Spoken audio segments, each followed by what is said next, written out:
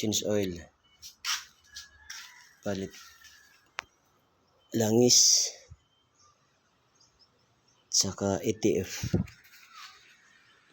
ng transmission. Ito yung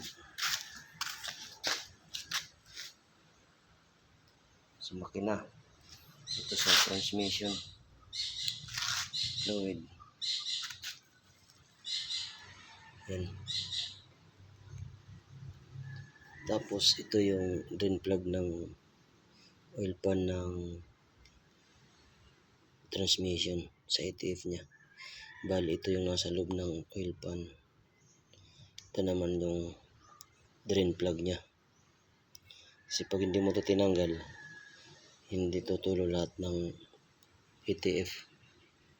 Konti lang tutulo pag ito lang tinanggal mo. Ito lang. Dapat pag tinanggal mo to, tatanggalin mo rin to dun sa loob. Bali nakaganyan yan sa loob. Nakabit ko na ngayon. Kabit natin. Silong.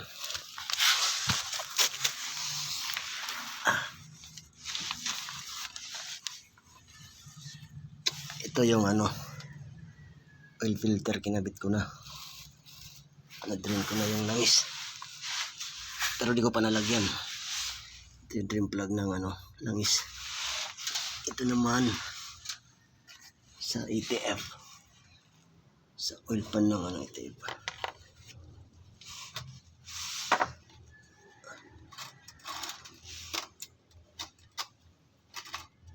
Yun.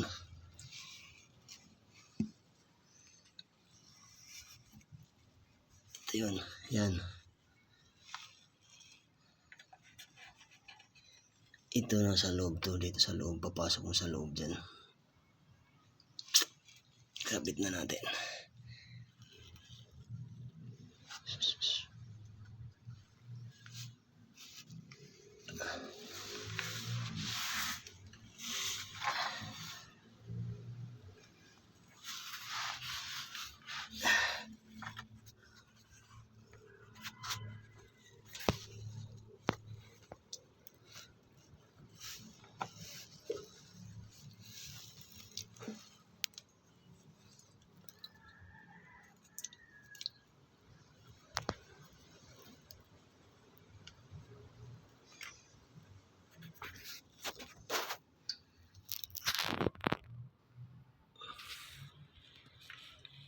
Huwag nyo itong kakalimutan, mga idol.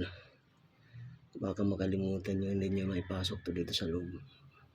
Bago kayo magkabit ng drain plug, ito muna ipapasok nyo dito.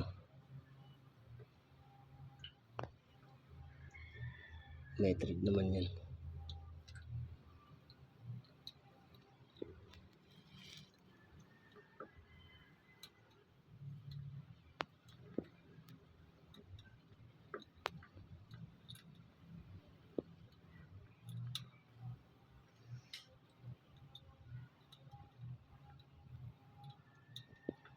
Allen wrench siya, Allen wrench.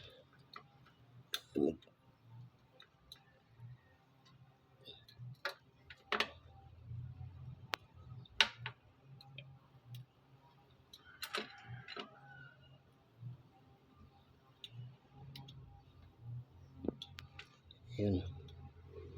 Edit na. Tapos ito naman isa. Ito na yung last. Ito talaga yung drain plug nya.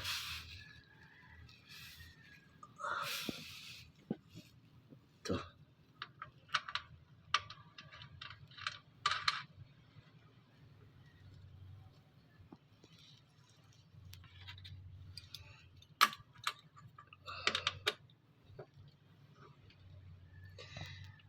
Pero pwede ka rin, pag naglagay ka ng langis, pwede mo hindi muna dito takpan para malalaman mo kung level na siya. Kasi tutulo dito. Pag level na yan, tutulo dito yan. Ito pwede mo tanggalin ulit ito bago ka maglagay ng langis. Ito. Yan. Pag naglagay ka ng langis, dapat nakabukas muna ito. Hindi mo muna tatakpan ito. Para pag napuno, parang level na siya, tatagas dito ng konti. Yun, level na yun. Tapos dito ka maglalagay ng ETF.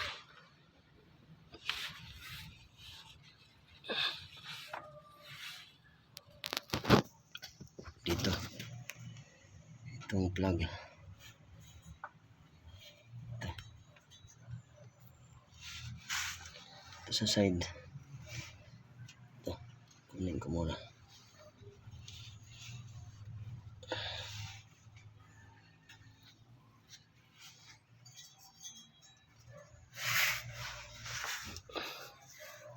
Ito.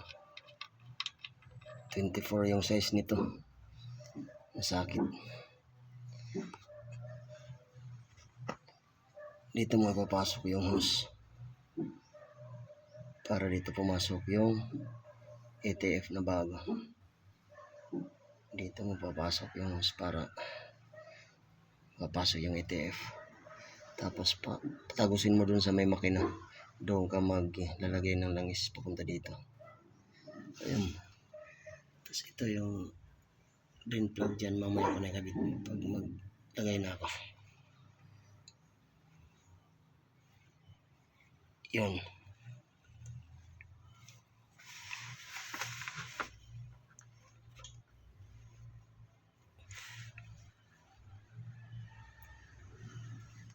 Bali yung langis nito 7 liters sa makina. Ito titingnan ko pa kung 5 or 6 liters to. Tingnan ko muna sa manual. Tapos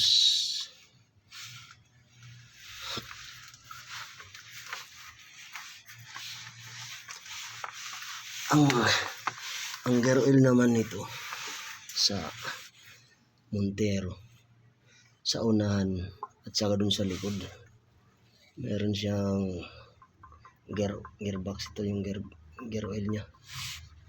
Ewan ko ilan liters dito. Pagkalam ko sa likod mga 3.5 liters yung gear oil. Dito sa unahan parang maliit eh. Tingnan ko sa manual. Kasi papalitan ko rin yan pag dumating yung langis.